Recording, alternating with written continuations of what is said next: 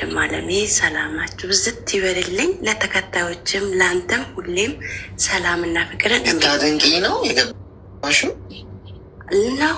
ላደንቅህም ላወራም መጀመሪያ ያው ስለምታደርገው መናገር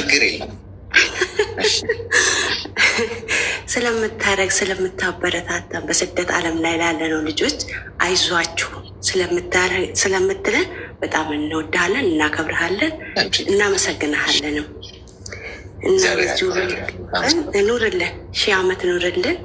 ያ እውነት ዋጋ ተከፍሎበት የማይገኝ ትምህርት እንድንበረታ እንድንጠነክር የምታደርገው ነገር በጣም ለእኛ ጉልበት ኃይል ነው። እግዚአብሔር ይስጥልን እና አመሰግናለሁ። በዚሁ አጋጣሚ ሁሌም የምከታተላለሁ እና እድሉን አላገኝም። ያው ከየትኛውን ስቼ መናገርን ቢያቅተኝ እያስተካከልከኝ ያው ልናገር አቅሙ ካገኘው ማለት ነው። እና ያው ወደ ህይወት ስጋ ግን ምናልባት ከተጠራው ሙት አድርጌ ከሄድኩ እንዳታወርደኝ ሀሳቤን ሳልጨርስ ማለት ነው። ያው መዳም ቤት ነው ያለሁት፣ ይቅርታ። እና ያው እኔ ባለትዳር ነኝ፣ 2 ልጆች አሉኝ። እግዚአብሔር የተመሰገነ ይሁን። ያው የባሎቻችሁንም ደግነት ብትናገሩ ደስ ይለናል ለምትለውም ብዙ ጊዜ እከታተላለሁ። ባለቤቴ በጣም ጥሩና ደግ ነው። በጣም እውነት እኔ እናት የለኝም፣ በወልድ አራሺ ነው። እውነቴን ነው የምልክ። በቃ ጎረቤት ነው የሚያርሱኝ። ጎረቤት ሳይመጣ ተነስቶ ቁርሴን የሚያዘጋጅልኝ የምወደው ባለቤት ነው። ግን ኑሮ ያቅታልና ስትርቅ የሆነ የማታውቀው ነገር ዝብርርቅ ይልብሃል። እና እኔ ስደት ዛሬ አይደለም በ2004 አንድ ብዬ ስደትን ሲጀምር ልጄን የ3 ዓመት ሴት ልጄ የሁለተኛ ልጄን 2 ልጆች ነው ያሉኝ ጥዬ ኩዌት ሄድኩኝ። ኩዌት ሄጄ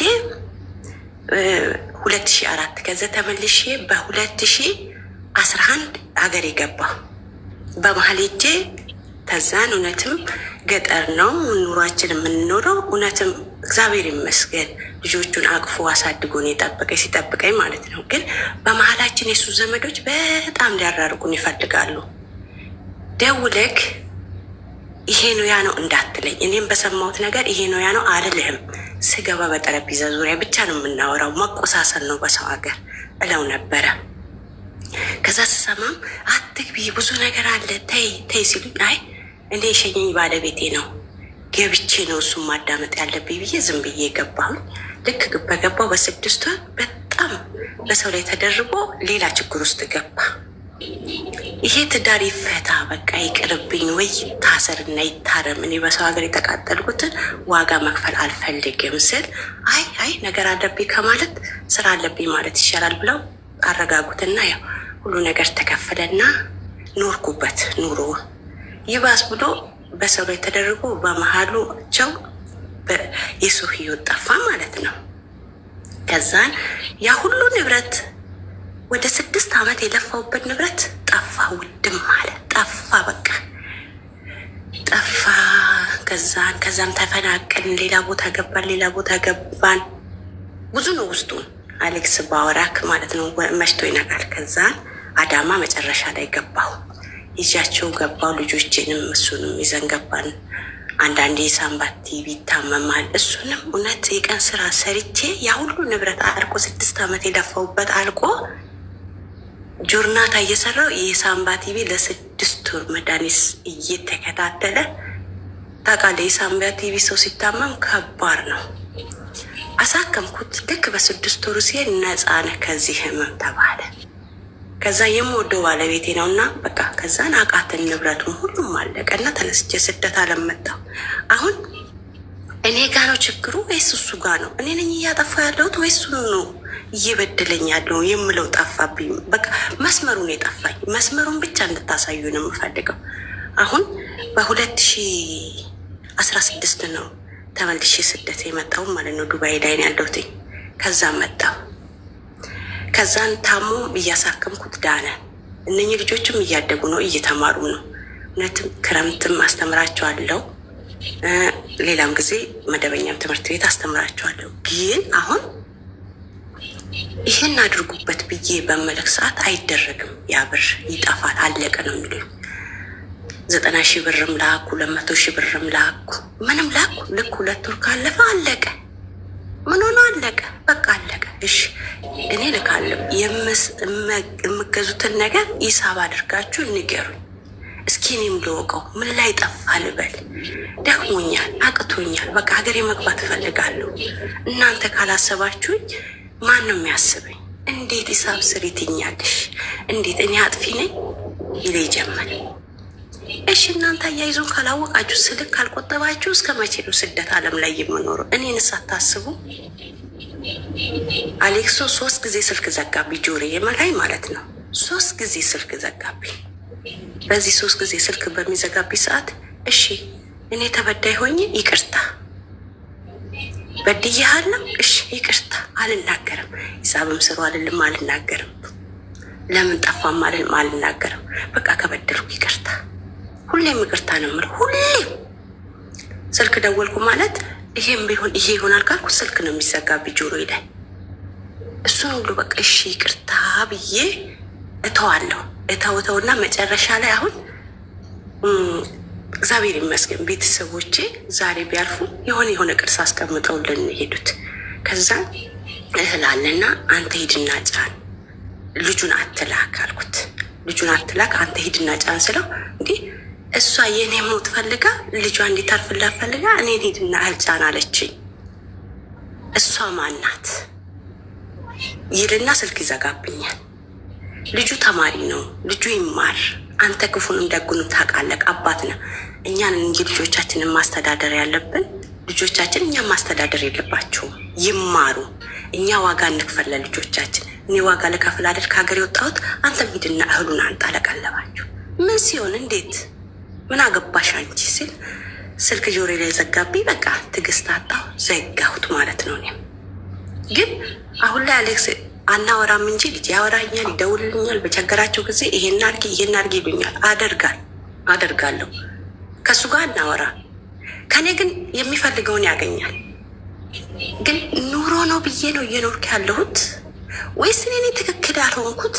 ወይስ እኔ ነኝ እያጠፋሁ ያለሁት? በቃ ዝብርቅርቅ አለብኝ። ነገራቶች ሁሉ ውሉ ጠፋብኝ። በቃ እስኪ ምን ትመክረኛለህ ወንድሜ? በቃ ግራ ገባኝ። ስራ አይሰራም፣ ምንም አይሰራም። ይሄ 2 ዓመቴን ዱባይ ላይ ጨርሼ 3ኛ ዓመቴ አሁን ረመዳን ሲፈታ 3ኛ ዓመቴን ይዛለሁ። በቃ የሆነ በቃ እሱ አያወራኝም። በቃ ግንቦት 27 ስልክ ማውራት ይዘጋም ማለት ነው። በቃ ልጆቹ ናቸው የሚያወሩኝ። በደህናውም ቀን እኔን የፈልጌ ስጡት እስቲ ላውራው ምለው ማለት ነው። ከዛም በኋላ በቃ አሁንማ በቃ ሰለቼ ዝም አልኩትኝ። የሚፈልጉትን ነገር አደርጋለሁ፣ እለካለሁ ብር። ግን እኔ ምንም የለኝም፣ ብር የለም ነው የሚሉት። እኔ ነኝ ትክክል ያልሆንኩት? እኔ ነኝ ለትዳሬ ታማኝ ያልሆንኩት? እኔ ነኝ ትዳሬን መምራት ያቃተኝ ወይስ ከሱ ነው? እስኪ እንዴት ላድርግ? እስኪ ምን ላድርግ አሌክስ? እስኪ ምን ትመክረኛለህ ወንድም? ቅድም ጥሩ ነው ብለሽ ጀምረሽ ትንሽ መጨረሻን ያሳምረው ማለት እኮ ይሄ ነው። ጥሩ ነው ብለሽ ስትጀምሪ እኔ በቃ ጥሩ ነገር ነው ልትነግሪኝ ያስብሽው ብዬ ነበረ እና ጥሩ ነው ብለሽ የጀመርሽበት ምክንያት ምን ነበረ? እሱም ነው ትንሽ ላገኘው ያልቻልኩት። ምን ነበረ እንደዛ ያስባለሽ? እኔ እናት የነገርሽ ነገር በሙሉ ኔጌቲቭ ነው። እናት የለኝም፣ እሱም እናት የለውም። ባይዘዌ ማለት ነው። እሱም እናት የለውም፣ እኔም እናት የለኝም። እኔ አባትና እናት የለኝም ሲጀመርም፣ እሱ ግን አባት አለው። እናታቸው ስታርፍ 2 ልጆች ጥላኔ ያረፈችው። እነኝን 2 ልጆች ወንድሞቹን እኔ ነኝ አስተምሬ ኩዌት ላይ ስሰራ በ2004 ነው ስደት የወጣሁት። 2 ልጆች ወልጄ ብዬ ካለው ልጆቹ 2ቱንም እኔ ነኝ እጃቸውን ይዤ ወንድሞቹ። እኔም እናት የለኝም። የእናትን ቁስልና የአባትን ቁስል ስለማቅ ስለሚያመኝ እውነት አሌክስ ዛሬ ልጆችንና የእሱ ወንድሞች አንድ ፊት ሆነው የቱን ትመርጫለሽ ቢለኝ የእሱ ወንድሞች ነው የምመርጠው። አለ እናት የእናትን ቁስል ስለማቀው። እነኝህ ልጆች ደግሞ እኔ እናታቸው ስላለው ምንም አይመስለኝም። የእሱ ወንድሞች ነው የምመርጠው። እኔን እያሳደግኳቸው ዩኒቨርሲቲ ገብተው ተምረው ተመርቀው ዛሬ በትከሻቸው ላይ ነው የሚያው። በቃ ስልክ ቢሉ ገዝቼ ልኬ ነው። ለምን? የእሱ ጥሩነት በጣም ጥሩ ነው። እኔ ደክሞኛል ዛሬ ቡና አፍልተህ አጠጣኝ ብለው አፍልቶ የሚጠጣኝ ሰው ነው። ግን በቃ የሆነ በቃ የዛሬ ልኑር ነው የሚለው፣ የነገ ምንም አይመስለውም። ዛሬ ልጆቹ ከሳት ባላለፉ ሰዓት አሳድጊያቸዋለሁ፣ የራሳቸው ጉዳይ ነው የሚለው። የምጨነቀው እኔ ነኝ ልጆቼ። ጭንቀት ምናምን ብሎ ነገር የለም። ደግነት በቃ ደግ ነው። ቦልድ አራሺ ነው። ቢደክመኝ አርፌ በቃ ያለው ይጥፋ። ደግ ነው በጣም በጣም በጣም። ግን ምን እንደሚቀይረው አላውቅም። በቃ ወይ እሺ እኔ የትም አልሄድ ልቀመጥ ልኑር ሰርተህ አንጣ ስለው አቅቶኛል የራሳችሁ ጉዳይ ይላል። የራሳችሁ ጉዳይ የሚል ኑሮ እንዴት ትኖርበታለህ? እኔ ደግሞ አይምሮ አይፈቅድም፣ አይምሮ አይፈቅድም። እንዴት ይኖራል? በቃ ሲኖር ኦኬ የራሳችሁ ጉዳይ ብትል እየሰራ ብታመጣ እኔም ኖራለሁ፣ አብረን በፍቅር እንኖራለን። ግን ደክሞኛል አቅቶኛል በምትል ሰዓት ሴሊኔ ለቤቷ የምትጨነቀው አንተ ከደከመክ እኔ ሄጄ ልስራ። ከዛም በኋላ እሷ አረብ ሀገር እየኖረች እሷ ዳልቷት እየኖረች አንተ ፎከስ አታረግም፣ ዞር ብለህ አታይህም ይሉታል ወንድሞቹ። እነኚህ ያሳደግኳቸው ዩኒቨርሲቲ ገብተው ዛሬ ስራ ያዙት ልጆ ወንድሞቹ እህቶቹ ቅይር አረጉት። በቃ ቅይር የሆነ ነገር ስናገር በቃ ገልብጦ ነው የሚያዳምጠኝ እንጂ እኔ እንጃ እናቴን እንዳገኘው ነው እሱን የማመሰግነው። ጥሩ ነው ለእኔ በጣም ስንኖር አብረን ጥሩ ነው። ኑሮን ለማሸነፍ ከሀገር ስወጣ ግን የሰው ወሬ ይሰማል፣ አያዳምጠኝም። በምናገር ሰዓት በቃ ዝም በይ አታቂም አንቺ ዝም በይ አገባሽም ይለኛል። ኦኬ እኔ ካላገባኝ ልጆችን ያዝ፣ እኔም ለስራ ሀገሬ ስትገባ አንተም የሰራው ይታያል፣ እኔም የሰራሁት ይታያል። አይሰማኝም፣ ስልክ ይዘጋብኛል። ጎበዝ አይዞሽ በርቺ ጠንክሪ አንድ ቀን ያልፋል፣ ለእኛ ነው ለትዳራችን ነው አይለኝም፣ አያዳምጠኝም ስናገር። በቃ ከዛም በኋላ ልጆቹ ስልክ ከተዘጋጋም በኋላ ከፈለጋት ትላክላችሁ፣ ካልፈለጋችሁ የራሳችሁ ጉዳይ ገደል ግቡ ይላቸዋል ልጆቹ ማለት ነው። እኔ ደግሞ ለልጆቼን የተሰደድኩት አለናት የወለድኳቸው አለናት የታረስኩባቸው ልጆቼ ናቸው።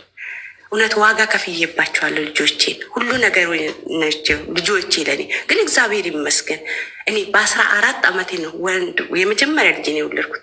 ዛሬ እኔ ወለድኩት ቢባል ያሳፍራል እፊቱ ማለት ነው። ሁሉም ራሳቸውን ችለዋል። ግን ዛሬ የሆነ ቦታ መድረስ አለባቸው እነኚህ ልጆች። አሳድግ ያለው ማለት የሆነ ቦታ ስታደርስ የሆነ ነገር ላይ ስትደርስ አንተ ብትወር እነኚህ ልጆች ይደግፉኛል ትላለክ። የእነሱ ሳያድጉ ቦታ ሳይዙ አሳድግ ያለው ማለት እምኑ ጋር ነው። በቃ ሰው አደገ ማለት ሱሪ መታጠቅ ከለመደ ካወቀ በቃ አደገ ይባላል እለዋለሁ። አይሰማኝም። በቃ ሰለቸኝ። እኔም ከሀገር ማውጣት መረጥኩ። አሁን ከወጣሁ በኋላ በቃ አይሰማኝም፣ አያዳምጠኝም። ለልጆቼ ስል እኔ ብር ልካለሁ፣ ግን እሷ አናግረኝም። ይኸው ግንቦት 27 ስልክ ከተዘጋጋ ግን አንድሽ ቀን ብሬ አልተቋረጠም ወይ ብሬን አልያዝኩ። ለልጆቼ ስል የማላደርገው ነገር የለም። እነኚህ ልጆች የራሳቸውን ቢችሉ የራሱ ጉዳይ ላለው በቃ ቁጭ ይላል፣ ይታጠባል። ግን በነገራችን ላይ አይቅምም፣ አጭስም፣ ምንም ይሄ ሱሰኛ ምናምን ሱስ የለበትም። በቃ ብሉ ጠጡ እንደፈለገ በቃ ጓደኛ ያበዛል። ከዛም በኋላ በቃ በዚህ ወጣ በዚህ ገባ የለም በቃ። ከዛም በኋላ ባለፍት ራሱ ብር ላኩኝ። ታሞ ነበር የከረመው እና አዲስ አበባ ሄዶ ነው የታከመው። አሁን ለጥምቀት ሰሞን ራሱ ማለት ነው ታሞ በቃ ብር ልኬ አሳከምኩት። ከዛ ለማርያም እንግዲህ በ21 ነው ጥምቀት። ለማርያም ለልጆቼ ስደውል ማለት ነው የለም የት ሄዷል?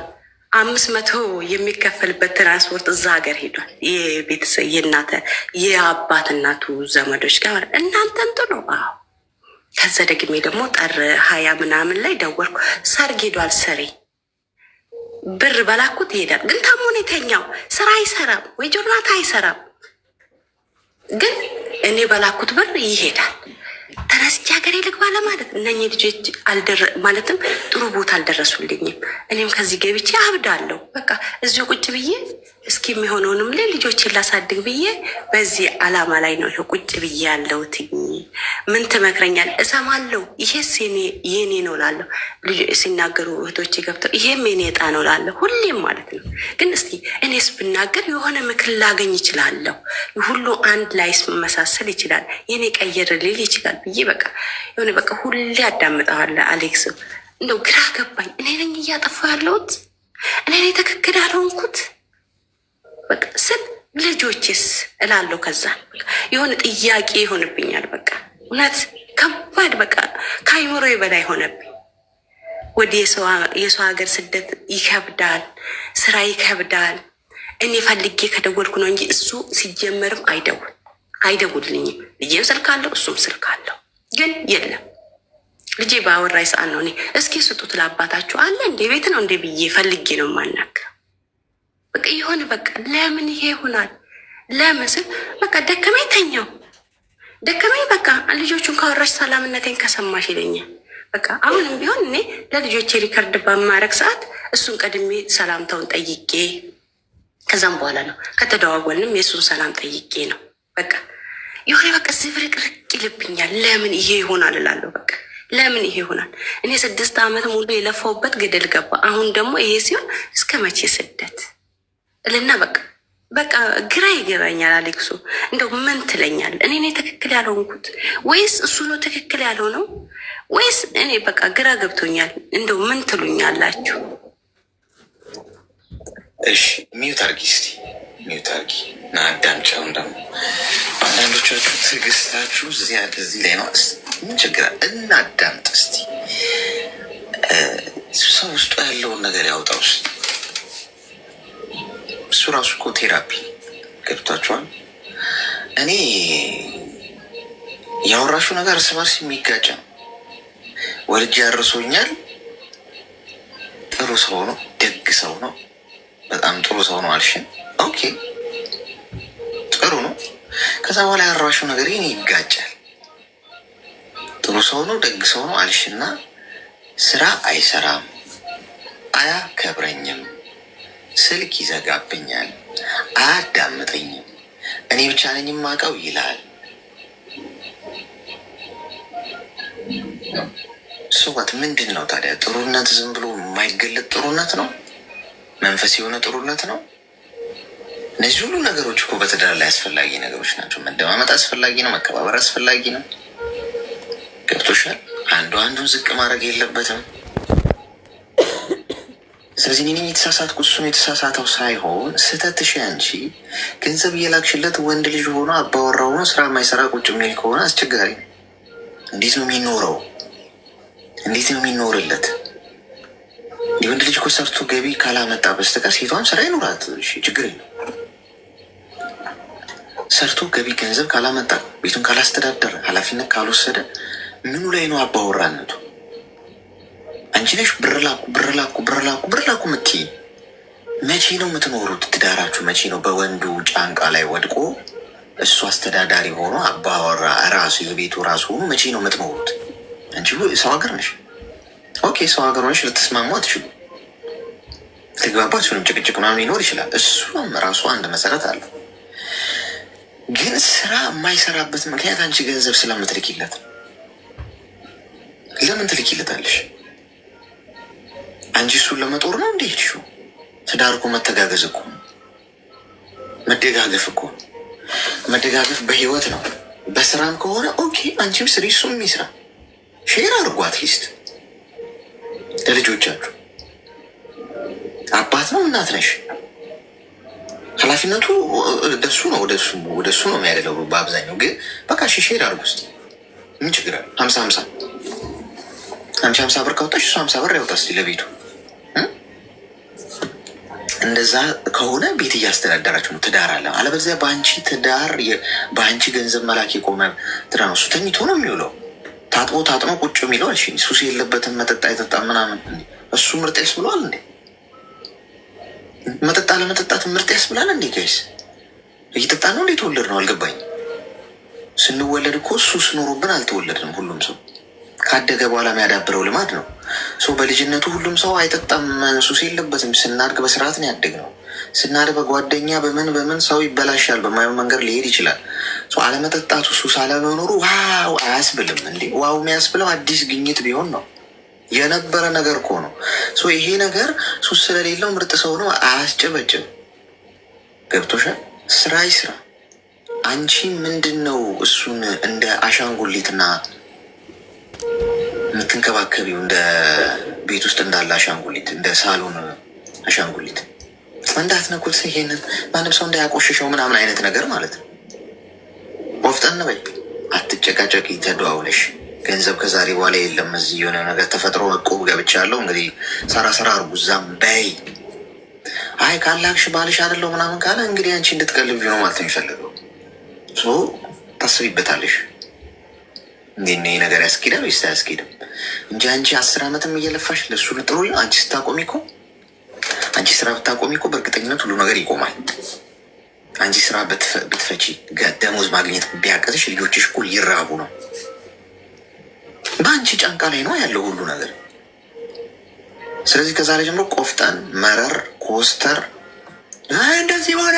አንዳንዴ ስራማ የማይሰራው እሱ የማያግዝሽም እሱ ሆኖ እሱም ሊጮህ ይሞክራል። አይ ማለት አለብሽ። ገብቶሻል? ስለዚህ በዚህ መንገድ ነው ሀገርሽ የምትሄጅበትን እቅድ አውጪና ሄደሽ በስነ ስርዓቱ ትዳራችሁን ጠረጴዛ ላይ ቁጭ አድርጋችሁ ተነጋግራችሁ አስኪዱት። አይን ያልሰራም ስላልሰራም ብሉ ጠጡ ምናምን ሞከርኩ አልሆነ ምናምን ብሎ ቤቱ የሚዘፈዘፍ ከሆነ የኔ እናት አንቺ ለልጆችሽ ኑሪላቸው። እሺ አስቢበት። እሺ አሌክስ አመሰግናለሁ። አሌክስዬ እሱ እኮ አሁን ያው ቆይተናል ማውራት ከተውን ብዬ ካለው ልጆቹ ቸግሮናል፣ ርቦናል፣ ጠምቶ እቁብ ገብቻለሁ። እቁብ ገብቻ ባይዘው እቁብ ገብቼ ማለት ነው ብር ላኩ። ብር ስልክ እቁብ የምልከው ብር ላይ አጥፍተው ከእቁብ ራሱ አገዱኝ ማለት ነው። እቁብ ገብቻለሁ። አሁን ልጆቼ እሷ አናግረኝም። ልጆቼ ተርበናል፣ ተጠምተናል ሲልኝ ብዙ ነገር ያስፈልገኛል። እናንተ አትነጋገሩም፣ እኛን በዚች መምድር ላይ አምጥታችሁ እኛን ታሰቃያላችሁ ይላሉ። በቃ ልጆቼ እንዴት ላርጋቸው? ግራ ገባኝ እኮ እንጂ እኔ እሱ ዋጋ እንደሚያስከፍለኝ እሰራለን ነበር። እኔም ዋጋ አስከፍለው ነበር። የኔ ማንነት እኔነቴን ያውቅ ነበር። ግን በልጆቼ እያገኘኝ ነው። ተራቡ፣ ተጠሙላ። እነኝህ ልጆች ተማሪ ናቸው። እንዴት ላርጋቸው? ለልጆችሽ ማ የሚያስፈልገውን ታደርጊያለሽ እኮ እንደ እናት። ገብቶሻል? ለልጆችሽ የሚያስፈልገውን ታደርጊያለሽ በእቅድ በፕላን። ከዛ ውጭ ግን ለእሱ ገንዘብ እየላክሽ ታመምኩ ባለሽ ቁጥር ገንዘብ ከአንቺ ለማግኘት ማለት ነው። የሆነ ነገር ሆንኩ ባለሽ ቁጥር እንዴት ይስራ ይዘው እንዴት ይስራ? ከዚህ ስትልኪለት ምንዛሬውን ትንሽ አሪፍ ስለሆነ ምናምን ብዙ ብር እጁ ላይ ይደርሳል። አንቺ 100 ድራም ራሱ በትልኪ ከዚህ እዛ ብዙ ነው የሚመስለው እጁ ላይ ሲገባ ምን ይጨንቀዋል? ለምን ይሰራል? ትንሽ ወጣ ብሎ ተፍተፍ ይሞክር። አይ እሷ ትልካለች ምን አለፋኝ ብሎ ገብቶ ሶፋው ላይ ታጥቦ ቁጭ ብሎ ቴሌቪዥን ሲያይ ይውላል። ገብቶሻል? በጣም ነው የሚያሸማቀው እንደ ወንድ። ገብቶሻል? ሴቷ ወታ እየሰራች እኔ አስብሸዋል ቤት ቁጭ ብዬ ምናምን እሷ አምጥታ አስቤዛ ምናምን አርጋ ምናምን እኔ ቁጭ ብዬ እንዴት ነው ራስ ሰዓት ደርሷል እና እራት ብላ ምናምን ስባል ማለት ነው ሞት ነው የሚሻለኝ። ማለት የክብርን ጉዳይ የሚባል ነገር አለልሽ ፈልጌ ነው። በሞት እመርጣለሁ እንደዛ ከሚሆን እንደ ወጥቼ ተሸክሚሙ ምናምን የሆነ ነገር አድርጌ እመጣለሁ እንጂ እንድዚህ ሴቷ እየለፋች ወንዱ ቁጭ ብሎ ዘና ፈታ ብሎ ጭራሽ የሚጮኸውም አንቺ ላይ እሱ ነው። አቀበጥሽዋል። ትክክል እንዳልሆነ አንቺ ከዛሬ በኋላ አትለማመጪ፣ አትልፈስፈሽ። እሺ ይሄ ህይወት ዕቃ ዕቃ ጨዋታ አይደለም። እድሜሽ ይሄዳል። እንዲህ እንደ በረታሽ አትቀሪም። መውደቅ አለሽ፣ ነገ መታመም አለ። ተግባባን? እሺ አመሰግናለሁ አሌክሶ። እግዚአብሔር ያክብርልኝ። ቀሪ ዘመን ይባረክ። በአንተ ጉልበትና ኃይል እንበረታለን። እሺ ወንድም አለ። አሜን አሜን። ይውረልኝ።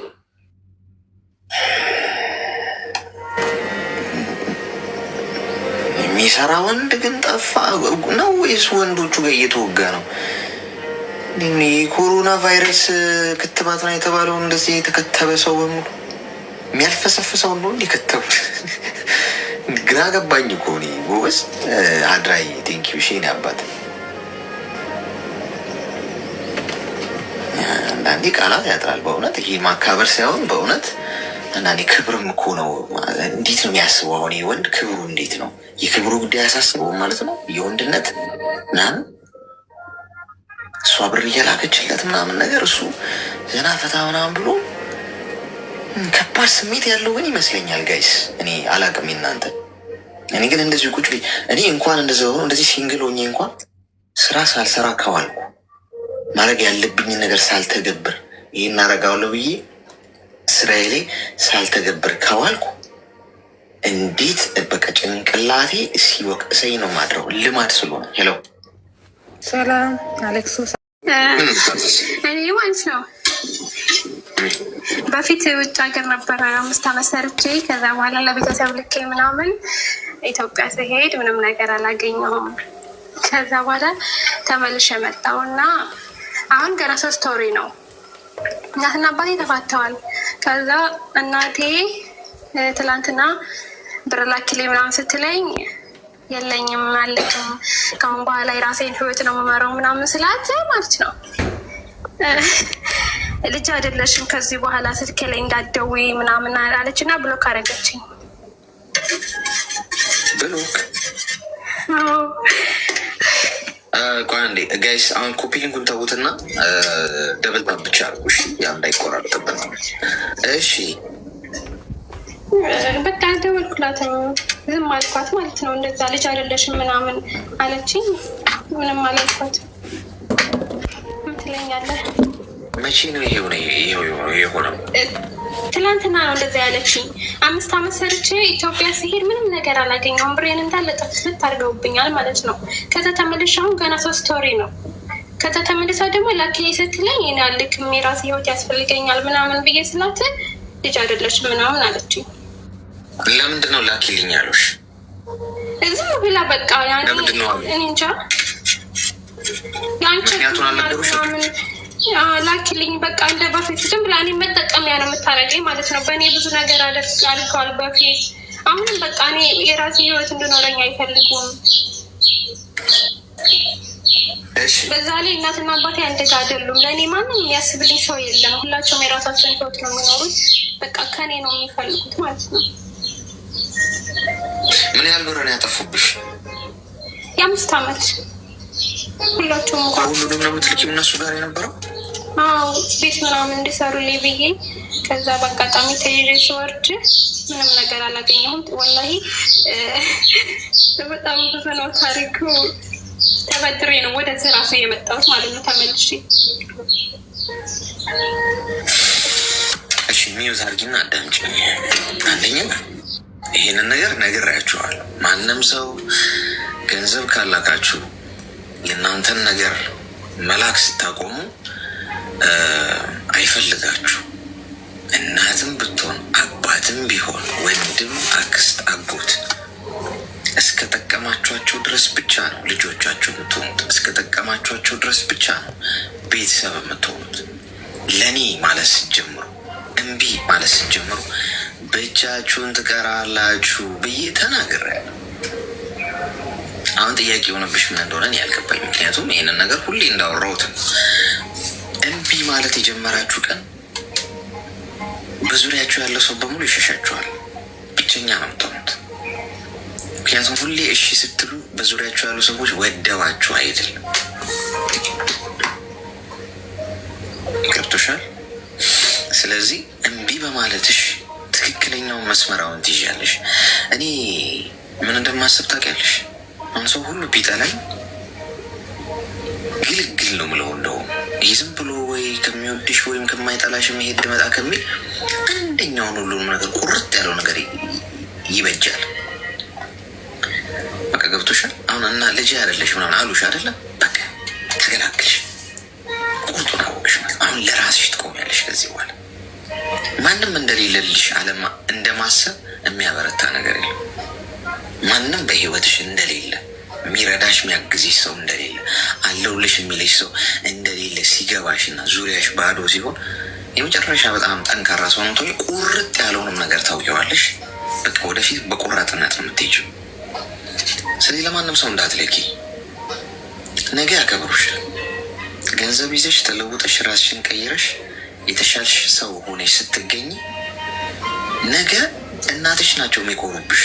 በዚሁ አፋቸው ባሉሽ ልጅ አይደለሽም ባሉሽ አፍ እሷ ነች ልጄማ ብለው አንቺን ለመመረቅ የሚመጡት እኚሁ እናትሽ ናቸው። በአቋሚሽ ጽኚ። እንዲህ አይነት ነገር እንዳያፍረከረክሽ። እምቢ በማለታችሁ የሆነ ነገር የሚሏችሁን ሰዎች አትስሙ። ስለዚህ በዚሁ ቅጥይበት። ተግባባን? አሌክስ አመሰግናለሁ። መልካም ቀን። ወቸው ጉድ አሁን ነው እንግዲህ ማለት 12ኛው ሺህ ላይ ነን ጋይስ። 8ኛው ሺህ ምናምን ቀረ። ተሻግረን 12ኛው ሺህ ላይ ገብተናል። ልጅ አይደለሽም። እሺ ኮይን እሰጣችኋለሁ። ሜምበራችሁን ታድሳላችሁ። ሜምበራችሁ የጠቆረባችሁ ሰዎች ችግር የለም እንዳያሳስባችሁ። ሽርቋል ምንድን ነው? እኔ ልጠይቅ የምፈልገው ያው ከተዋወቅን ቢያንስ 4 ወር ሆነናል ከልጁ ጋር ማለት ነው። በምን የተዋወቃችሁት? በስልክ ነው። ስልክሽን አግኝቼ ነው ብሎ ነው የገባልኝ በኢሞ ማለት ነው። እኔ ደግሞ ስልኩን ኢሞ ላይ ነው ኢሞ ላይ ገባልኝ እና ስልክሽን አግኝቼ ነው ከሰው ነው የተቀበልኩት። ከሰው ነው የተቀበልኩት። እኔና አንቺ መንገዳችን ትክክል ከሆነ መጨረሻ ላይ እነግርሻለሁ አለ። እኔ ደግሞ ጠረጠርኩ። ማለት ከሰው እንዴት ነው የሚቀበለው? በምን መልኩ ነው የተቀበለው ብዬ ፈልጎኝ ነው ወይስ በምን መልኩ ነው ብዬ ግራ ገባኝ። እና እያወራን እያለ ላይ ያው ለትዳር ብሎ ነው ለመጋባት ነው ትዳር የምፈልገው። በቃ ስለ ትዳር ብቻ ነው የሚያወራው ልጁ ማለት ነው። እኔ ትዳር ፈልጋለሁ። በተዋወቃችሁ በምን ያህል ጊዜ ነው? ወር አልሞላውም እኮ አጣደፈ። በነገራችን ላይ አጣደፈ። እኔ እኮ ግራ ገባኝ። በጣም አጣደፈ። እኔ እኮ ያለሁት የሰው ሀገር ነኝ። ልሰራ ልለወጥ ነው የመጣሁት። ኃላፊነት አለኝ። ብዙ ነገሮች አሉኝ። ይህን አውቀህበት ነው የምትገባው ወይስ እንዴት ነው ነገሩ? ሳታጣራ እንዴት ገባ? ሲጀምር ስልኬን እኮ ከሰው የተቀበልከው ስለ እኔ አውቀህ ካለ እንዴ ገባኸው ምናምን አልኩኝ። አውቃለሁ እና ሳታቅ ነው? እኔ እኮ ያለሁት ገና ከመጣሁ ስንት ቀኔ ነው። ገና እንደዚህ የምታጣድፈው ገና ብዙ ቀናቶች አሉ፣ ብዙ አመታቶች አሉ የምንሰራው። ትዳር ዝም ብሎ ዘው ብሎ የሚገባበት አይደለም። እቅድ ምንድን ነው? በቃ ተጋብቶ መኖር። ተጋብቶ የት መጥቼ ነው ተጋብቼ ስራዬን ትቼ ነው ተጋብተን የምንኖረው? እሺ እቅድ ምንድን ነው? እንደዚህ። እሺ በቃ ተስማማን። እኔ እስክመጣ ድረስ የራስን ስራ አንተም የራስን ኃላፊነትን ተውጣ፣ እኔም የራሴን ኃላፊነት የራሴን እቅዶችን አስተካክላለሁ።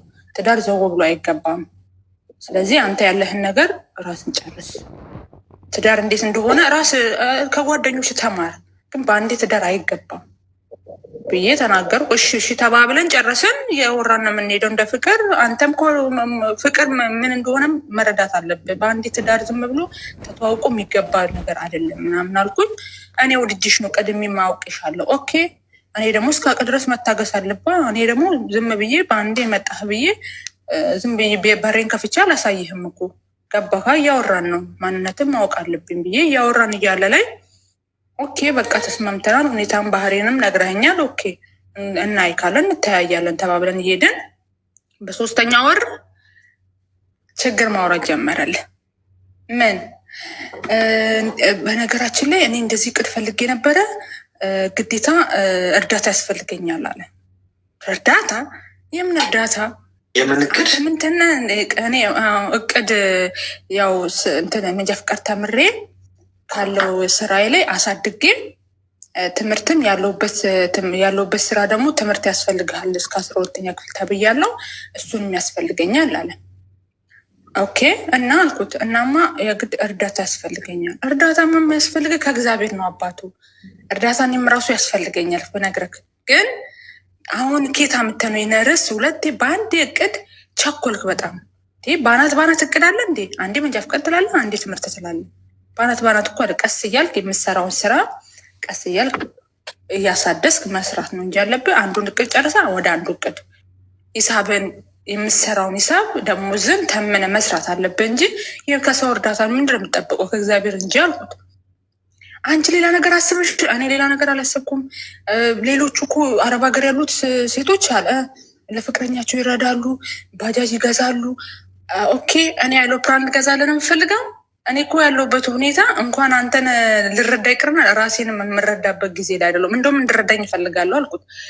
አሁን አልተግባባንም አለ። ተረጋግተህ እንድንግባባ ሌላ ጊዜ ደውል ብዬ ዘጋው። አሁንም እንደዛው ጥያቄ መጠየቅ ጀመረ። ኦኬ አንተ አሁን እቅድ ምንድን ነው? ቀጥታ ቀኔው ደርሶኛል። ያው እኔ እንድረዳው ነው የፈለገው። ያው የሌላ የፍቅረኞችን የሌላ ጓደኞችን ታሪክ ይነግረኛል። እንደዚህ ረድታው፣ እንደዚህ አግዛው፣ ልጅቷ እንደዚህ አግዛው፣ አሁን ትቶ ካለበት ስራ አድጎ ባጃጅ ገዝታለት ሊሰራ ወጥቷል ከሚሰራበት ቦታ። ኦኬ አሪፍ ነው። እሱ እኮ ትልቅ ነገር ነው። እሷማ በቃ አሁን ቁጭ ብለው አረብ ሀገር ያሉት ሴቶች አለ እዛ ነው መርዳት የሚችሉት እንጂ ኢትዮጵያ መጥተው ከዛ ከወንዱ ነው የሚፈልጉት። ኢትዮጵያ መጥተው ምንም ማድረግ አይችሉም። ገባክ? አረብ ሀገር ያሉት ሴቶች እዚህ ሆነን ሰርተን ነው እንጂ የምንረዳቸው እዛ የምናግዛቸው እዛ ሄደን በቃ ተጣጥፈ ቁጭ እንድንል ምንል የመሰለው በቃ አንዳንዴ እኛ ሴቶች ምንም ማድረግ እንደማንችል እዚህ ብቻ ማድረግ እንደምንችል ወኔያችን እዚህ አረብ ሀገር እንደሆነ ብቻ ነው የሚረዱት። እኔ በጣም ህል ውስጥ ገባው እንደዛ ሲለኝ፣ እንዴት ምን ማለት ነው? ሲጀመር ለእናቴም ለአባቴም የሚያስፈልጋቸውን ነገሮች ኦኬ አድርጋለሁ፣ አሳድገውኛል፣ ያሉበትን ሁኔታ ያሳዝኑኛሉ፣ እረዳቸዋለሁ። ከዛ በተረፈ ግን እድሜን ሙሉ አልረዳቸውም። ለእናቴም ለአባቴም ለራሴ ነው እንጂ የምኖረው። እናንተ ዛሬ መጣህና ወደ አንተ ነገ ስለምትበላኝ ነገ ስለምትጦረኝ እዚህ ሆኜ አግዤክ እዛ መጥቼ ደግሞ አንተ የምታደርገውን ብቻ እግሬን አጣጥፌ እንድቀመጥ ፍላጎት እንደዚህ ነው ያለስማማል። ተጣላን። ከፈለክ እንትን ማለት ትችላለህ፣ ከፈለክ መዝለቅ ትችላለህ። እኔ እንደዚህ አይነት አስተሳሰብ አልፈልግም አለ። ኦኬ እኔ አንቺም ከዛ በኋላ ትንሽ ቆይቶ ደግሞ ሰክሮ ለመጣና ጓደኛዬ ከዳችው ከዚህ ልኳት ብር ልኳት አረብ ሀገር ልኳት ከዳችው። አንቺም ነገም እንደዛ ልክጅኝ ነው። አንዴ ልጁ ምን እንደሚፈልግና እኔ ራሱ ግራ ገባኝ። አንተ ፍላጎቱ ወዴት እየሄድክ ነው? እኔ ራሱ ግራ ጋባኸኝ። ወይ ትዳር አላልክ፣ ወይ ፍቅር አላልክ፣ ወይ ገንዘብ አላልክ፣ ወደ ገደሉ ሄድ። በቃ መዝለቅ አንችልም። ኦኬ እንደዛ መዝለቅ ካልቻልኩ እሺ አልኩና ዝም አልኩ። አልቦለኩት በየትኛው መቅጠጫ ምንም አልኩ። ምን ያልኩትን ሁኔታውን ለማየት ማለት ነው። እሺ ሁለተኛ ቀን ሶስተኛ ቀን ያው ረመዳንም ስለሆነ ሌሊት ላይ ኦንላይን ስልኬ ተደወለ። አልፈልግም ብለሃል የሄድከው ለምን መጣክ? ይቅርታ እኔ እንደዚህ አይነት አንቺ የምታስቢኝ ገንዘብ ፈልጌ እንደሆነን እያሰብሽኝ ያለሽ እኔ እንደዛ መስሎኝ ነው እንደዛ የተናገርኩሽ። እንደዛ መስሎኝ። ኦኬ እሺ እኔም የማስበውን አይነት ነው የማስበው። እንዴት አላስብም? ንግግር ሁሉ እርዳታ፣ ንግግር ሁሉ እቅድ ከነ ሲጀመር አንተ ትናንት መተህ አናቴ ላይ ፊት ብለህ ልክ ስንት ዓመት እኔ እናንተ በትዳር እንደኖርን አኳን እየሆንክ ያለው እኔ እንዴት ምን እንደማደርግ እኔ ራሱ ግራ ገባኝ። ምን እንደሚፈልግ በጓደኞቹ ይልካል፣ እኔ ማቃት በእህትየውም ይልካል። እኔ ግራ ገባኝ። ምን እንደሚፈልግ ግራ ግብት። ገንዘብ ነው የሚፈልገው? ፍቅር ነው ወይስ ትዳር ነው የሚፈልገው? በመሀል ግራ ገባኝ።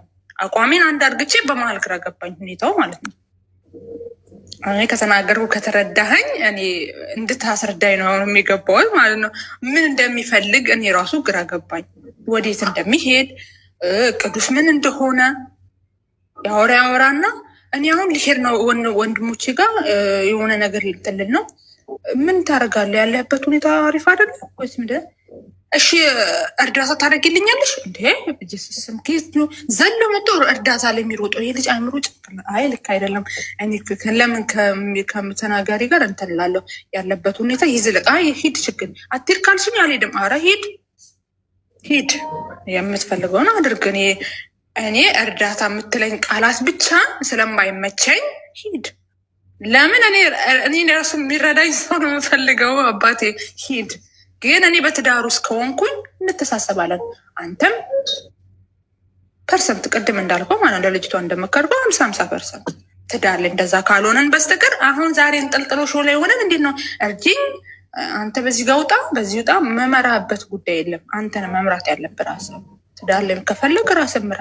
ሊስማማ አልቻልኩም። ሁሌ ከአፉ የሚወጣው እርዳታ እርዳታ። አረ ፈጣሪ ለእኔም እርዳኝ ለሱ ምርዳ ማለት ጀመርኩ። እኔ ሁኔታው ግራ ገብቶኝ ማለት ነው። እና አሌክሶ ይሄ ነው እልሃለሁ። ምን ትለኛለህ? አመሰግናለሁ። እድሜሽ ምን ያህል ነው?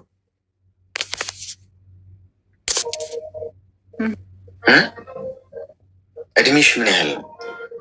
እድሜ አሁን ግንቦት ላይ 30 ገባለሁ። ሚዩት አርጊሽ ማለት ጥያቄሽ ከ30 ዓመት ከሆነ ሰው ማንጠብቀው ነው። ምክንያቱም እዚህ እድሜ ላይ ምንም መንገር የማያስፈልገው የራስሽ በህይወት በእድሜ የምትማሪው ማስተዋል ራሱ አለ ብዬ አስባለሁ። እና ይህ ሰው እኛ አታውቂው ስልክሽን ከሆነ ቦታ አግኝቼ ነው ብሎ የመጣ ነው። ምን ፈልጎ እንደመጣ አታውቂ፣ ማን እንደሆነ አታውቂ፣ ማልኩት እንደሆነ ሸቅላለች ያላት ትንሽ ቀፈል ቀፈል አርጋት ተብሎም ሊሆን ይችላል። ሰውየው መጥቶ ማያውቅሽን አንቺን እንጋባ ምናምን አንልም ወንዶች። የኔ እናት እንደፈለገች ቆንጆ ሴት ለምን አትሆንም? እንጋባ ወድጄሻለሁ ምናምን ውሸት። እንጋባ ብለሽ ራሱ ወንዱ ኃላፊነት ብዙ ኃላፊነት ስለሚጠብቀው ቆይ እስቲ ኧረ ይሄንን ነገር አላስተካክል ምናምን ነው የሚለው። እንዲህ በቀላሉ በአንድ ቃታ እንጋባ ምናምን ተገፍቶ አንዴ ወንዱ የሚያገባው ሴቷ ነች። እንደው ኧረ እድሜን የገፋው በፍቅር ራሱ ሆነው ኧረ እድሜ እየሄደ ነው ተው ትዳር እንያዝ ምናምን ቆይ እስቲ ይህችን ሰራ አድርጊ የው ነገር ሊያዝ ይላል ትክክለኛ ሰው። ቆዳ ገፋፊዎቹ ግን መጥተው ከአንዳንድ እንጋባ ይሻል ምን ገዶት ሲገባ አንቺን ያርሳላ በደንብ አድርጎ ያለሽን በሙሉ አርሶ ምን አገባው ሰው ኃላፊነት ምናምን ያስጨንቀው። ትክክለኛ ግን ወንድ የማግባት ሀሳብ ሲመጣ ማግባቱን ይፈልገዋል። ግን ደግሞ እንትን ጠንከር ያለ ነገር ነው የሚኖረው። ገብቶሻል? ሲገባ ከሱ ነው ብዙ ነገር የሚጠበቀው። እንደ ወንድ ማስተዳደር አለበት። ገብቶሻል? እንደ ሲንግልነቱ አሁን እንጣጥ ማለት ይቀራል። ገብቶሻል አይደል? የማያውቅሽን ሴት ኢሞ ላይ መጥቶ በአንድ ወር ባልሞላ ጊዜ ውስጥ የነጋባ ወሬ ሲያወራሽ አንቺ ራሱ እንዴት ሰርፕራይዝ ትሆኛለሽ? ገብቶሻል? ይሄ ማጅራት መቼ ነው እርዳታ እርዳታ እርዳታ የሚልሽ? ሌሎቹ ሴቱ ወንዶች እየተላከላቸው አይደል ከአረብ ሀገር ምናምን አለሽ። ጓደኞቹን አይቶ ነው አንቺ ጋር የመጣ። እኔ እኮ እንዲህ ላከችልኝ ምናምን ሲል አንድ ማቃት ልጅ አለች እኔም ኢሞ ላይ ሊሄድባት እንዴ ምናምን ብሎ መጣ አንቺ ጋር። አንቺ ከሱ ምን አይነት ነገር አይተሽ እንደሆነ አልገባኝም። እንደዚህ ራሱ ደጋግሜ ስለሱ መታወሪው እንዴት አመንሽው? እርዳታ እርጂኝ ብሎ የሚያወራ ወንድ ማለት ነው። የሆነ ቦታ ላይ ለትራንስፖርት ገንዘብ ላኪልኝ። አንድ ወንድ ልጅ አይጠይቅም ገንዘብ ቢቸግረው እንኳን ማለት ነው። ከባድ ህመም አለ ለወንድ ልጅ ተቸግሮ ሰው ፊት እንደመቆም ሲኦል የለም። ገብቶሻል? እንደ ወንድ ነው የምነግርሽ። ገብቶሻል? ከባድ ስሜት ነው ያለው። የክብር ጉዳይ ነው። ቤተሰቡ ፊት እንኳን ቸግሮት መቆም በጣም በጣም ነው የሚያመው ለወንድ ልጅ። ውርደት ነው። ይህንን ስንት ሳይል ፊት ለፊትሽ መጥቶ ቸገረኝ እርጂኝ ምናምን ቆዳሽን ሊገፍልሽ ነው የመጣው። ስለዚህ ይህንን ሰውዬ በአንድ ብሎክ ቀላለች። ብሎክ እንዴት እንደሚደረግ ላሳይሽ። ኢሞ ለነገሩ የመጠቀም አቁም ያለው ግን ኢሞ ላይ ሄደሽ ብሎክ የምትባለዋን ሳጥን ተጫኘት ተገላግልሽ እና አፍቀረሽዋል። ፍቅር ይዞሻል እንዴ? አፈቀርሽ እሱ? አይ አሌክሶን ያመንኩትማ ይቅርታ በማለግ ባለ ያመንኩት ቤተሰብ አስተዋወቀ ከቤተሰቦቹ ጋር። ከዛ በኋላ በቃ ይሄማ ለቤተሰብ ካስተዋወቀ ግዴታ ያው እውነቱ ነው ብዬ ነው ያመንኩት እንጂ የመውደድማ ጉዳይ ስለ ችግር ሲያወራ እንዴት በአንዴ ዘውላለሁ? ሲጀመር በአንዴ ጥያቄዎቹ ግራ ስለገባኝ ነው እንጂ ከአንዳንድ ብሎክ ለማድረግማ ዝግጁ ነኝ። እና እምነት ቤተሰቡን አስተዋወቀሽ፣ ከዛ አመንሹ ቤተሰቡ ነው ብለሽ በዛ ጉዳይ ነው። እኔ በቤተሰቦቹ ጉዳይ ነው። ቆይ ቃሪያ በሚጥሚጣ ያስፈልግሻል። መርፌ ታሪክ አንቺ በጣም ከባድ ቤተሰቡን አስተዋወቀኝ የኔ እናት ቆዳሽን ለመክፈፍ ይኸውልሽ፣ እሱ አሁን የቆሎ ጓደኛውን ነው ቤተሰብ የሚለው ያስተዋወቀሽ። የሰፈር አብረው ድድ ማስጫ ላይ የሚያሰጡትን እና እስቲ አንድ ማስተዋወቅሽ ሰው አለ ምናምን፣ ፋዘር ነህ አንተ አባት ነህ እኔ ልጅ ነኝ ዳዲን ተዋወቂ ውስጥ ብላ ያገናኝሻል ከጓደኛው ጋር። ልጄ እንዴት ነሽ? ከልጄ ጋር ተግባባችሁ? እንግዲህ ጥሩ ልጅ ነው፣ አንቺም ጥሩ ልጆች ነግሮኛል። በቃ አንቺ አሁን አባቱን ተዋወቅኩ ብለሽ ልብሽ ውልቅ። የሰፈር ውስጥ እንትን ማሚን ተዋወቂያት አንዴ ይልሻል። እህቱ ልትሆን ትችላለች። ጓዶች፣ ይሄ ማውራችሁ ልብ ወለድ አይደለም፣ ልብ በሉ።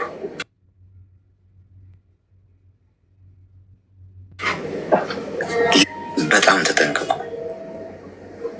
ይሄ የማውራችሁ በትክክል በሰው ህይወት ላይ የተከሰተ እየተደረገ ያለ ነገር ነው። ቤተሰቡን አያስተዋውቅሽም። በታሪክ ሄደሽ እናት አባት መሆኑን አይተሻል፣ ቤታቸው ገብተሻል፣ አረጋግጠሻል፣ አታውቂም። እንደዛም ሆኖ ሰው ሊሸውድሽ ካለ ይፈልግ ይችላል። ገብቶ ምኑም ያልሆኑ ሰዎች ጋር ፋዘርና ቤተሰብ ናቸው ታወቂያቸው ብሎ እንድታምኝ።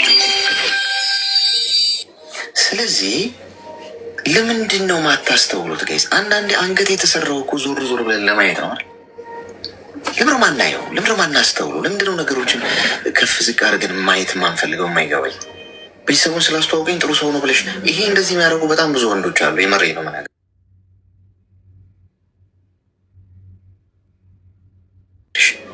የሰፈር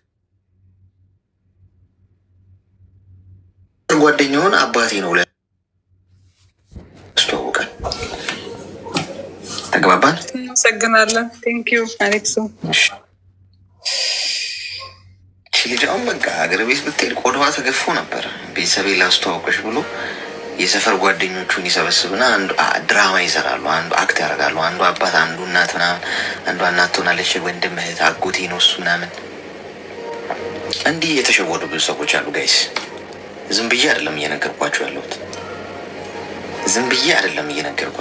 እኔ በጣም የብዙ ሰዎችን ላይፍ አይቻለሁ፣ ሰምቻለሁ። ፐርሰናል እንደዚህ ለማንም የማያወሩትን ግን አውርተውኝ ያውቃሉ። ገብቷቸዋል። ስለዚህ እረፉ በቃ። ብዙ ሀንግ አለ።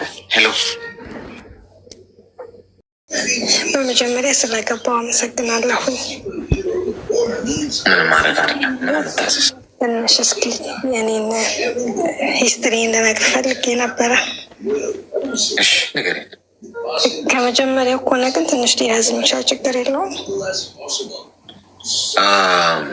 አይ ያለን ደቂቃ 14 ደቂቃ ነው።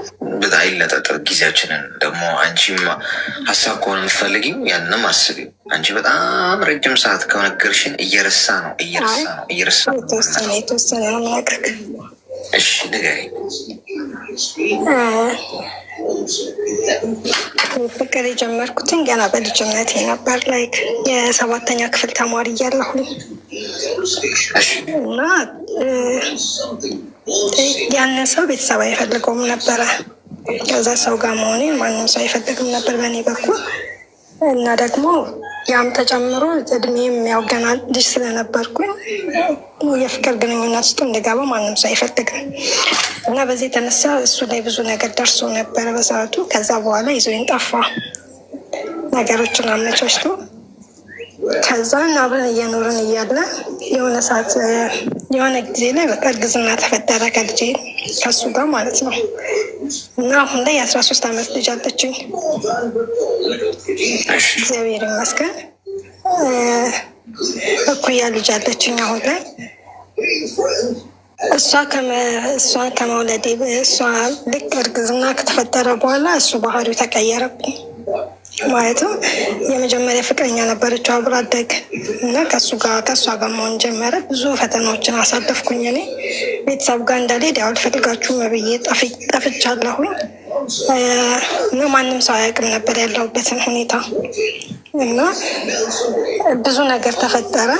ከዛም አለፍኩኝ፣ እግዚአብሔር ይመስገን። ልጄንም በሰላም ተገላገልኩኝ። እሱ ብቻውን ነው የሚኖረው የነበረው? አብረን ነበር የምንኖረው።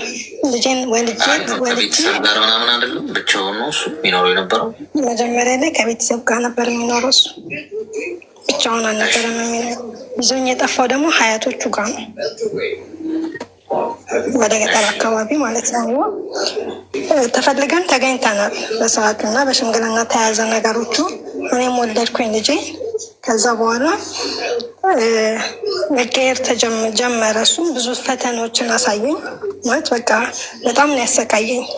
በጣም እንዲህ ነው ግን አለደህም ዋንዴ እና ልጄን ያሰቃየኝ ማለትም በቃ ያመሻል። አምሽቶ በሚመጣ ሰዓት ላይ ምናልባት እኔ የእሱ ቤተሰቦች ጋር ከሆንኩኝ ታናሽ ወንድም አለው እና ታናሽ ወንድሙ ለምንድን ነው የማትመጣው? እርጉዝ ነበርኩኝ በዛ ሰዓት እና ለምንድን ነው የማትመጣው? በአሁን ሰዓት እሷ ሳያስፈልጋታል ምናምን ነገር ሲለው እኔ ወንድሙን የማጣላው ነው የሚመስለው፣ ማለት ሁለቱን የማጣላ ነው የሚመስለው እና እኔ ላይ በጣም ይመታኝ ነበር። በጣም ብዙ የአካል ጉዳት ያደርስብኝ ነበረ። በጣም ነበር የሚማታው እና ኢቨን እንኳን ልወልድ እንደነገ እንደ ዛሬ ማታ በአፍና በአፍንጫ ደም ነበር የሚያስጠፋኝ የነበረው መቶኝ ማለት ነው። እና በእግዚአብሔር ፍቃድ ሆኖ ልወልድ እንደነገ እንደ ዛሬ በአፍና በአፍንጫ የነበረ በቃ ደም ስታፋኝ ነበረው እንደነገ ልወልድ ማለት ነው፣ እንደ ዛሬ ሌሊት እና በጣም ነበር የሚመታኝ፣ በጣም ነበር የሚያሰቃየኝ። እግዚአብሔርን ያው ጥበቡንም ማዳኑንም በእኔ ላይ እንዳሳየ ነው አንዳንዴ የማስበው እና ከብዙ ነገሮች ነው በቃ የጠበቀኝ ፈጣሪ እንጂ እሱ እንዳደረገኝ ቢሆን እኔም ልጄም አንኖርም በህይወት እግዚአብሔር ይመስገን። እና ያንን ነገሮች ሁሉ አሳለፍን። ልጄም ተወለደች። 2 ዓመት ሲሆናት እኔ ወጣሁኝ ወደ ስደት፣ ወደ ቤይሩት ወጣሁ፣ ሄድኩኝ። ቤይሩት 3 ዓመት ተቀመጥኩኝ። 3 ዓመት ሰርቼ ብር ምናምን ሴትዮ ያትልክልኝም የላከችኝ የነበረችው የእሱ ያጎት ልጅ ሚስት ናት። እኔን የላከችኝ ውክልና ሆና እና ያለሁበትን ሁኔታ ሁሉ ነግራታለች ለመዳሜ ብር እንዳትልክልኝ ምናምን ነገር። ብሬን ራሷ ናት የምትይዘው ሴትየዋ። እና ልክ 3 ዓመቴን እንደጨረስኩኝ ብሬን በስርዓቱ ቆጥራ ሴትዮዋ አሲዛኝ ነው ወደ ኢትዮጵያ ያሳፈረችን። እና መጣሁኝ ኢትዮጵያ። የእናቴ አባቱ ደጅ ላይ ቤት ሰራን። እዛ እየኖረን ቤት ሰራሁኝ። እንደገና ደግሞ ለተወሰነ ለንግድ የሚያመች ቦታ ነው የነበርንበት አካባቢ እና 2 ፑል ቤት ከፈትኩኝ። ጥሩ ገቢ ነበረው። ብዙ ወጣቶች ነበሩበት። ኬላ ላይ ስለነበር ብዙ ሰው ይመጣል። እዛ ጋር ብዙ ወጣቶች ይዝናኑበታል። ፕሌይስቴሽን ከፈትኩኝ እና ጥሩ ገቢ ነበረኝ። እያንዳንዱ ፕሌይስቴሽኑ ፑሉም 2 ፑል ነበር የከፈትኩትኝ እና እያንዳንዱ 3ቱም 150 ብር 150 ብር እና አንዳንድ ከፍ በሚል ሰዓት ደግሞ 200 ብር በቀን እቆበጠን ነበር በዛ ሰዓት። እና እንደዛ እያደረግኩኝ ህይወትን ይቀጠልኩኝ። ብቻዬን ስለነበርኩኝ 1-2 ልጆችን ቀጥሬ ነበረ ከሱ ጋር ማሰራ የነበረው እና ጥሩ ህይወት ነበረኝ እግዚአብሔር ይመስገን። ከዛ መልስ እየኖርን እያለ እኔ እዛ ቤይሩት እያለ እሱ ላይፍ ጀምሮ ነበር እዚህ ኢትዮጵያ ላይ ማለት ነው። እና አጋጣሚ ስሄድ እኔ ያቆማል የሚለውን ሰምቻለሁኝ፣ ግን ያን ያለ እንትን አይደለሁኝም። በቃ እኔ ስላሌለሁኝ ብዬ ነበር ማስብ የነበረው እና ስመጣ እንትን ላስቆመው ብዙ ሞክሬያለሁኝ፣ ብዙ ነገር እንዲተው ማለት ነው። እና እሱ ግን ባሰበት በጣም ጭራሽ ስራ ቦታ ነኝ ያደርኩት ይለኝና ይሄዳል። ሲሄድ ተመልስ ሌሊት ላይ ስደውልለት እኔ የምደውል አይመስለውም ነበረ። ታናሽ እህት አለችው። እህቱ የምትደውልለት ይመስለውና በጓደኛው ስልክ ነው የሚያስነሳው። ከዛ ሲያነሱትኝ ቀውጢ ጭፈራ ምናምን በቃ አይደል ጭፈራ ቤት ውስጥ ነው። እና እኔ ደግሞ የሚለኝ ደጅ ላይ መኪና መንገድ ዘግቶ ተቀርቅሮብን ደጅ ነው ያደርነው ነው የሚለኝ። እዚህ ጋር ግን እኔ አይደለሁኝ በእህቱ ስልክ እኔ ነኝ የደወልኩትኝ። ሁለቱንም የደወልኩት ስልክ እኔ ነኝ፣ ግን በእህቱ ስልክ ነው አንዱን ስልክ የደወልኩትኝ። እና ጭፈራ ቤት ናቸው። ደህናንን ሚጡ እኔ እየተዝናናን ነው ፈታ እያለን ነው አለኝ ጓደኛው ማለት ነው። ከዛን እሺ አልኩኝ እና ስልኩን ዘጋሁኝ። ከዛን እንዲህ እያለ በቃ ማለት በማል በጣም ነው የምንጣለው ምናምን ነገር እና ትቼ በቃ የሆነ ሰዓት ላይ በጣም ከፋኝና ትቼ ሄድኩኝ ቤተሰብ ጋር።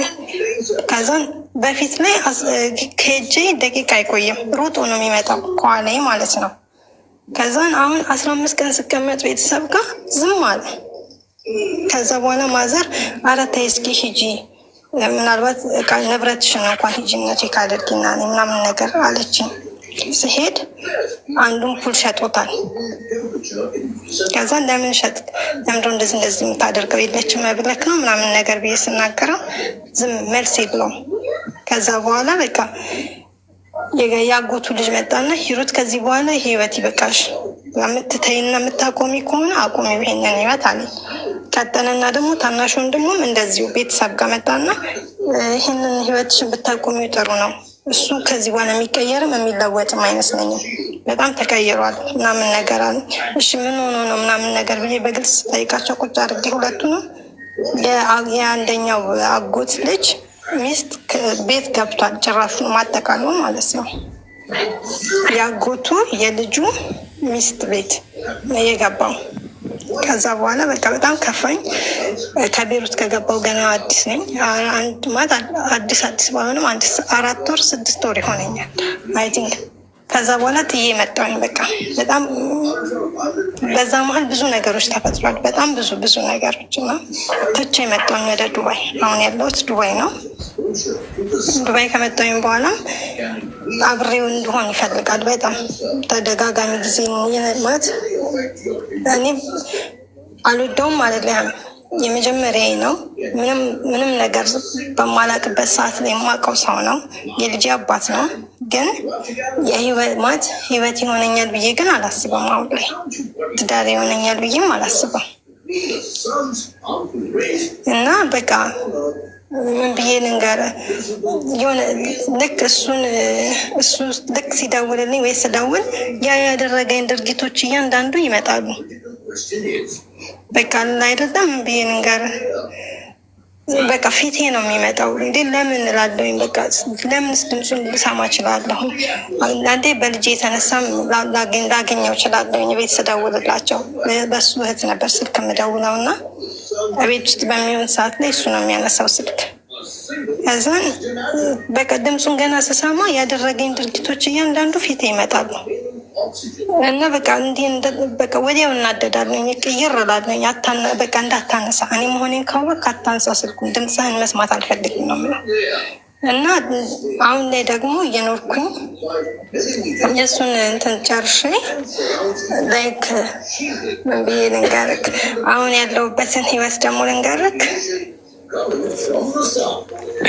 ማለት በቃ የእሱን ዘግቻለሁኝ። በቃ ማለት አልፈልግም ብዬ ማለት ነው። በቃ ድጋሚም ልወደውም አልችልም። ድጋሚም እንዳዲስ ልቀርበው የምችለውም አይነት ሰው አይደለም። ምክንያቱም ካደረገው ድርጊት ማለት ነው። እና አሁን ደግሞ የተዋወቅኩት ሰው የዛሬ 6 ዓመት ይሆናል። እኔ እዚህ ሆኜ ነው የማውቀው እና ኢቢኤስ ላይ ታዋቂ ሰራተኛ ነው። እዚህም ሶሻል ሚዲያ ላይ በጣም ታዋቂ ሰው ነው እና ብዙ ነገሩን ይነግረኛል። ሂስትሪውን ተከራይቶ እንደሚኖር ምናምን ነገር ይነግረኛል። እና ከኔ የሆነ ነገር ይፈልጋል።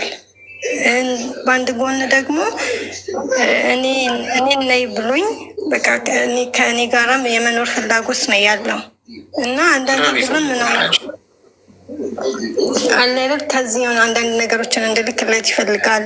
አሁን እንደገና እንደውም ለቤት እናቱ በግ ነው ምናምን ነገር ግዥልኝ ምናምን ነገር ብሎኝ ነበር እና ሌላ ሰው አማክሬ ነበር። ይሄ ሰው እንደዚህ አይነት ሰራተኛ ነው። በአንድ ጎን እኔ ከአንቺ ምንም ነገር አልፈልግም ይለኛል። በአንድ ጎን ደግሞ እንደዚህ አይነት ነገር አድርጊልኝ፣ እንደዚህ በግ ምናምን ግዥልኝ ይለኛል። ወንድ ልጅ ሴት ልጅ ስትተዋወቅ ወንድ ልጅ ነው በስርዓቱ አክብሮ ቤት ድረስ የሚመጣው ሴቷ ቤት፣ ወይስ ደግሞ እኔ ነኝ እንደዚህ እያደረግኩኝ የምተዋወቀው ከሱ ቤተሰብ ጋር እንዴት ነው ምናምን ነገር ብዬ ከኔ ከፍ ያሉና ባለትዳር የሆኑ ሰዎችን ጠይቃለሁ። ከዛን እንዴ ማ አንቺ ልክ እንደጠየቀሽ እኮ ሌላ ሴትንም ይጠይቃል ምናምን ነገር። እኔ ደግሞ ለነገሮች አልቸኩለም። እንደዚህ ማለት ዘው አለለም። የሆነ ጥያቄ ከአንድ ሰው ሲቀርብልኝ መጀመሪያ አስበዋለሁ። ከዛ ለእኔ መልስ ካልተመለሰልኝ ከኔ የተሻለን ሰው ጠይቃለሁ። እንደዚህ ነበር እና እንዴት ነው ብዬ ጠይቃለሁ ሰው ብዙ ጊዜ ከመጠየቅ ነው የምረዳው፣ ለእኔ መልስ ላላገኘሁለት ጥያቄ ማለት ነው። እና ረጅም ጊዜ ሆኖናል በእርግጥ ማውቀው የምናወራው። በቃ ከኔ ግን የሆነ ጥቃቅንና አነስተኛ ነገሮችን ይፈልጋል። እና ለምንድን ነው አያወራኝም? አናወራም። ትዝ ስለው ነው የሚደውለው። ወይም ደግሞ እንደዚህ ሊቭ ላይ ስገባ ምናምን ሌላ አካውንት አለኝ ትልቅ አካውንት ከዚህ ሌላ ማለት ነው። እና ድንገት ስገባ እዛ ላይ ነው የሚመጣው። ያወራኛል ምናምን ነገር ይጽፋል ከስር። ሚስቴ የሆነ እሱም ሊቭ ላይ ሲገባ ምናምን ነገር የኔ ጓደኛ ናት ምናምን በጣም ወዳት ልጅ ናት ምናምን ነገር ይላል። እና ግራ ግብት ይለኛል አንዳንዴ። ማለት የሆነ ለምንድን ነው እሱ እሺ ቢያንስ ፍቅረኛ ከሆንኩኝና ፍቅረኛ ነኝ ብለህ የምታስብ ከሆነ ለምንድን ነው እሱ በስርዓት ጊዜ ሰተኸኝ የማታወራኝ? ለምንድን ነው እሱ ቢያንስ ጠዋት እንኳን ተነስተህ ዝም ነው ምንም አያወራኝም። በቃ በ3 ወር አንዴ በ4 ወር አንዴ ምናምን ነገር ያወራል። ከዛን በነፃነት የምለቅሽ እኔ ስለምተማመንብሽ ነው ይለኛል። ላይ ካለ አይደል እኔ ማላወራሽ ስለማምንሽ ነው፣ ያንቺን ልብ እኔ ስለማውቀው ነው። እና ምንም ስጋት እንዳይገባሽ ስትመጪ በስነ ስርዓቱ ነው ሽማግሌ ልክ የማገባሽ ምናምን ነገር ይለኛል። እና አንዳንዴ ጥያቄ አለርን መልስ ያጣ ጥያቄ የሆነብኝና ዝም እለዋለሁ። ይሄ ነውም ይሄ ነውም ማለት ይመች በቃ አንተን ከተመቸክ እንጂ እንደ ፍቅረኛ እንዴት ነሽ፣ እንዴት አደርሽ፣ እንዴት ዋልሽ የለም። አሁን ላይ ምንድነው ያለሽው፣ አሁን ያለሽበት ሁኔታ ምንድነው ምናምን ነገር አይልም። በቃ የራሱን ሀሳብ ይናገራል፣ የሚፈልገውን ነገር ይናገራል። እኔ ደግሞ እንደዚህ የሆንኩበትን ነገር አልናገርም። ወንድሜ በአሁኑ ሰዓት ላይ የካንሰር ህመምተኛ ነው እና እሱን እያገዝኩት ነው ያለሁት። እሱ በሚደውልበት ሰዓት ደግሞ የሆነ በቃ ላይክ ብዬ ነገር ይህንን አድርጊ ይህንን ሁኚ ምናምን ነገር ነው የሚለው። ማለት አልነግረውም። እኔ ያለሁበትን ሁኔታ ለማንም ሰው አልናገርም፣ ዝም ነው የምለው። በቃ ነገሮችን ሁሉ በመሳቅ ነው የማሳልፈው። የሆነ የጎደለኝ ነገር ያለ አልመስልም፣ ወይም ደግሞ የሆነ ኃላፊነት ያለብኝ ሰው አልመስልም ስታይ ማለት ነው በአንድ ጎን። እና ብናገር እንኳን የሚያምነኝ ነገር አይመስለኝም ሳስበው። እንዴት የተዋወቃችሁት? እዚህ ቲክቶክ ላይ ነው። የዛሬ 6 ዓመት ላይ እንዲህ ሊቭ ላይ ገብቼ ነው የተዋወቅኩት። ጥያቄና መልስ እንዲህ እንማማር ነበረ፣ እንዲህ የትምህርት ማለት ነው የሀገር ሃይማኖት የድሮ ታሪኮችን ጥያቄና መልስ ምናምን ነገር እንማማር ነበር ቲክቶክ ላይ እና በዛ ነበር የተዋወቅ ነው። የት ነው የሚሰራው ነው ያልሽ? ኢቢኤስ ላይ ነው የሚሰራው። እያየን ይሆናል በዚህ አጋጣሚ ፌመስ ነው ስላለሽ። እሺ ሚዩት አድርጊ እስኪ። እድሜሽ ምን ያህል ነው? አሁን 26 ጨርሻ 27። ሚዩት አድርጊ ሚዩት አድርጊ። አይ ቲክቶክ የመጀመሪያው ከመጀመሪያው ሌስን የምንማረው ምንድን ነው? ሴቶች ክብራትና ክብራን እቺ ልጅ ቤተሰቦቿ ረፊ አይሆንሽም ሲሏት ረግጣ ሄደች። እኔ ፍቅር ይዞኛል። እኔ ሮሚዮና ጁሊየት ነን እኔና እሱ። የፍቅርን ሀያልነት ትገነዘቡት የምትችሉት ጉዳይ አይደለም። ፍቅር ሀያል ነው። በፍቅር መሀል መቀስ ሆናችሁ ልትገቡ አትችሉም ብላ ቤተሰቦቿን አፍንጫችሁን ላሱ ብላቸው ሄደች እሱ ቤት ልትኖር። አስረግዟት ልትወልድ እንደ ነገ ሲቀራት እየደበደባት ደም በአፍንጫዋ በአፏ እስክትተፋ ድረስ ያንን ሁሉ ስቃይ መከራ አሳያት። እንዲህ ነው የሚገጥምሽ። እዚህ ውስጥ ያለሽው በሙሉ የምትሰሙኝ ቤተሰቦቻችሁ አይሆንም ኳሉ ፍሬን ያዙና አስቡ፣ ተነጋገሩ። ቆም ብላችሁ ቤተሰብ ሳይፈቅድ ረግጣችሁ ከሄዳችሁ ነገ ትረገጣላችሁ። ወንድ ልጅ አያከብራችሁ። እንደዛ ሲደበድብሽ የነበረው አንቺ ቤተሰቦችሽን ረግጠሽ ስለሽ ማንም ይደርስልሽ የለም። ማንታ ወዴት አቤት የሚለው የለም። አቁማ ቤተሰቦችሽ መቼ ወግ አሳይሻቸው? ጥረሻቸውን ይልሹ በምን ጣልቃ ይገባሉ? አንድ ወንድ ሽማግሌ ልኮ ቤተሰብ አስፈቅዶ ሽማግሌ ተፈቅዶለት ምናምን ካገባሽ ኃላፊነት ነው። እንኳን ሊደበድብሽ ምንም ማድረግ አይችልም። ይጠየቃል። ጠያቂ አለ። ማን ምንድን ለብረው እንዲምታደርገው ባያለው። እናንተ ግን አጉል ስትፋቀሩ ልባችሁ በጣም ይተንና ነገ የሚቀየር አይመስላችሁም። የትኛውም ሰው ይቀየራል ጋይስ። ዛሬ ያፈቀርኩሽ ተይ ቤተሰቦችሽ እና አብረን እንጥፋኛ እኮ የፍቅር ይቀለጥን የፍቅር አርበኞች ምናምንን ነገ የለም። አርበኛ ነው የሚሆንብሽ አናትሽ ላይ እየተራገጠ። ከዚህ የምትማሩት ስታፈቅሩ አደብ ያዙ። ቤተሰብ አይቻልም ካለ ኦኬ ለምንድነው አይቻሉ ብላችሁ ተነጋገሩ። ከቤተሰብ ጋር ቁጭ ብላችሁ አሳምኗቸው። ካላመኑ አትግቡ። ነገ ህይወታችሁ የሚበላሸው እናንተ። ወንዱ በጭራሽ ሬስፔክት የለውም ለእናንተ። እንደዛ አድርጋችሁ ትሄዱ። ለጊዜው ለቀናትና ለወራት ሊንከባከብ ይችላል። ከዛ በኋላ ጨዋታው ይቀየራል። ካርታው የትም ሄጃ የላትም ብለው ስለሚያስብ እንደ ኳስ ነው የሚያንቀረቅብሽ። ማሰብ፣ ማስተዋል፣ አርቆ ማሰብ፣ የወደፊቱን ማየት። ሁለተኛው ቲክቶክ ላይ የተዋወቅሽው እሱ ቆዳ ገፋፊ ነው የኔ እናት። ኢቢኤስም ሰራ ማቤስም ሰራ እኔ ችግር የለም። ማንም ይሆን ማን ግን ቆዳ ከቆዳ ገፋፊዎቹ አንዱ ነው። ያላየሽ እንደዚህ የሚላቸው በጣም ብዙ ሴቶች አሉ። ልንገርሽ አገባሻለሁ የኔ እናት ምናምን ቲክቶክ ላይ የተዋወቅሽ ላይቭ ላይ ሁሉም ነው የሚተዋወቀው። ሁሉም ሴቶች አሁን ፖስት ብታደርጊ ፎቶ እሱ ሊያገባኝ ቀጠሮ ይዘን ምናምን የምትልሽ ሴት ብዙ የኔ እናት። ይሄንን የስሜን ያህል እርግጠኛውን የምነግርሽ ሀቅ ነው። ባይዙ ሀሰት ሆኖ ከተገኘ ትሰቀላለህ ምናምን ባል አሁን ልሰቀል የምልበት እውነት ልልሽ ፈልጊ። ቆዳ ገፋፊ ነው።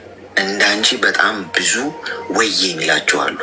የኔ እናት ሆዴ በግዢ እስቲ ለቤተሰቤ ምናምን ከወንድ ልጅ ቁጭ ብሎ ሴቷን ሊያገባሽ የሚያስብ ወንድ በግዢ ሊልሽ ለቤተሰቡ። አንቺ ማን ለምን ጤናማ አይደል?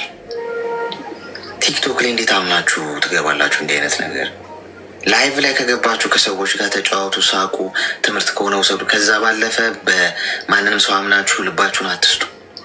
አፈቀረኝ አፈቀርኩት እያላችሁ አትጃጃሉ። ዋ ተግባባን?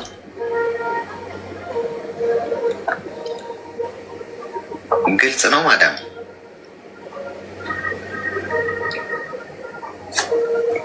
እኔ ጋይስ ሚዩት ካረጉ በኋላ ዛሬ ምንድን ነው ችግር አለ እንዴ?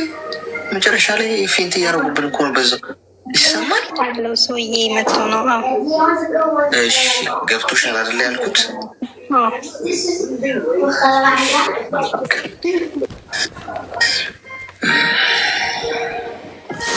አሁን የኢቢኤሱ ሰውዬ ቆዳዬን ይገፋዋል። አሁን ፍቅረኛዬን ሀሳቧን አስቀይሯል፣ ቆዳዋን ልገፋት፣ ስንት ነገር ቤት ራሱ ልገዛባት አናቷ ላይ ያሰብኳትን ልጅ መክሮ ይሄ ጥላቢስ ሀሳቧን አስቀይሯል። እንደው ተያይዘን እንጠፋታለን፣ አስሞልጨዋለሁ ብሎ ይመጣል። በፌክ አካውንት ነው ግን የሚመጣው። ጋይስ ፊት ለፊት አይመጡም። ባይዜ ፍቅረኞቻችሁ ምናምን አብደው ነው እንዲ አላቸው። እዚህ ታያቸዋላችሁ። እሱን ሰደብከው ጭራሽ ምናምን የምትሏቸው ይመስላችኋል። ስለዚህ በፌክ አካውንት ነው ጋይስ። ዩዘር በሚል ኮድ፣ ዩዘር በሚል ጭንብል ወይም ደግሞ የሆነ ወይ የሴት ፕሮፋይልም ሊያደርግ ይችላል እንዳይባነን ምናምን። ግን አው ዞሮ ያጥረገርጉኛለው እንጂ እንቀበለዋለን። በደንብ ነው ማጣጥመው። መድኃኒቱ በደንብ እንደሰራ ማረጋግጠው እንደዚህ አይነት ነገሮች ሳይ ነው። እንደውም ዝም ካለ እንደውም ምንድነው የምንወጋው መድኃኒት እንዴት ነው መስራቱ የሚያጠራጥር ይመስላል ልንል እንችላለን። ሰው እየሰራ ነው ማለት ነው። እሺ